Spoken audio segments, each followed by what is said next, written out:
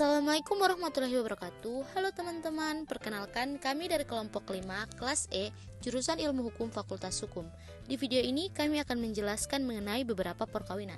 Yang pertama ada perkawinan internasional, lalu yang kedua ada perkawinan beda agama, dan yang terakhir ada perkawinan adat. Sebelum masuk ke inti video, saya akan memperkenalkan teman-teman kelompok saya. Yang pertama ada Filza Jenaan, dan yang kedua ada Maudi Jibu, dan yang terakhir ada saya sendiri, Adelia Zivana Raden Himam. Selamat menyaksikan teman-teman. Perkawinan internasional adalah suatu perkawinan yang mengandung unsur asing, yakni berupa seorang mempelai yang mempunyai kewarganegaraan yang berbeda dengan mempelai lainnya, atau kedua mempelai berkewarganegaraan yang sama. Eksistensi hukum nasional sebagai suatu sistem. Negara yang memiliki kedaulatan tentu akan mempunyai sistem hukumnya masing-masing yang berbeda dengan negara lain sebagai hukum nasionalnya. Dan bagi hakim setempat itulah yang disebut lex fori. Perbedaan sistem hukum negara-negara di seantero dunia disebabkan lintasan alur sejarah yang ditempuh tidak sama. Hukum yang dimiliki oleh setiap negara sebagai hukum nasionalnya terangkum dalam suatu sistem yang tidak lain merupakan himpunan komponen-komponen yang saling berkait. HPI sebagai subsistem hukum nasional Indonesia. Segenap warga dari suatu negara akan mematuhi dan menunduki sistem hukum positif yang berlaku. Hubungan hukum yang dilakukan antar warga sebatas garis teritorial akan menggunakan hukum nasionalnya. Demikian juga warga negara Indonesia yang saling terkait antara yang satu dengan lainnya akan tunduk pada hukum yang berlaku di Indonesia sebagai hukum nasionalnya. Unsur asing dalam perkawinan. Sedasar dengan paparan di atas, manakala ada unsur asing atau foreign element yang relevan, maka peristiwa atau hubungan hukum itu masuk dalam bidang HPI.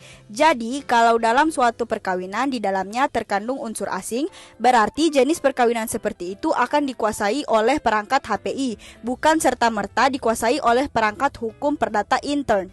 Dalam hal ini, otomatis UU perkawinan yang diselenggarakan di luar Indonesia sebagai diatur oleh pasal 56 Undang-Undang Perkawinan berarti prosesnya mengikuti tata cara negara asing di mana perkawinan tersebut dilangsungkan. Maka kandungan unsur asing ini mencorak perkawinan yang bersangkutan masuk bidang HPI dan tergolong sebagai perkawinan internasional. Perkawinan beda agama. Terdapat dua pendapat mengenai perkawinan beda agama. Dalam perspektif Undang-Undang Nomor 16 Tahun 2019 tentang perubahan atas Undang-Undang Nomor 1 Tahun 1974 tentang perkawinan.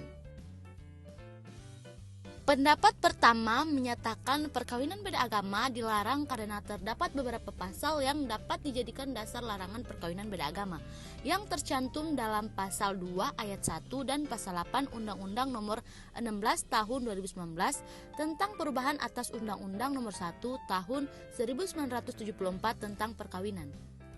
Dan pendapat kedua menyatakan bahwa perkawinan beda agama di Indonesia diperbolehkan.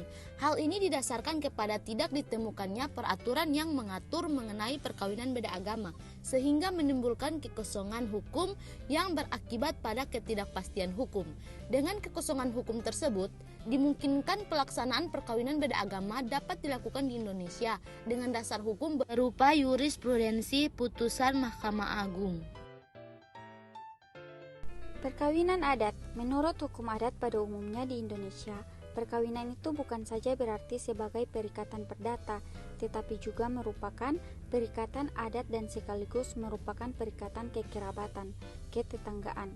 Bagaimana tata tertib adat yang harus dilakukan oleh mereka yang akan melangsungkan perkawinan menurut bentuk dan sistem perkawinan yang berlaku dalam masyarakat. Undang-Undang Nomor 1 Tahun 1974 tidak mengaturnya. Hal ini berarti terserah kepada selera dan nilai-nilai budaya dari masyarakat bersangkutan, asal saja segala sesuatunya tidak bertentangan dengan kepentingan umum. Pancasila dan Undang-Undang Dasar tahun 1945. Apabila kembali menengok pasal 131 ayat 2 yang masih dapat dipakai sebagai referensi dalam praktek, menyatakan, sedangkan untuk hal-hal lain yang belum diatur di situ, bagi mereka berlaku peraturan hukum yang bertalian dengan agama dan adat kebiasaan mereka, yang hanya dapat menyimpang dari itu apabila ternyata kepentingan umum atau kebutuhan masyarakat menghendakinya. Baiklah teman-teman, sekian dari kami.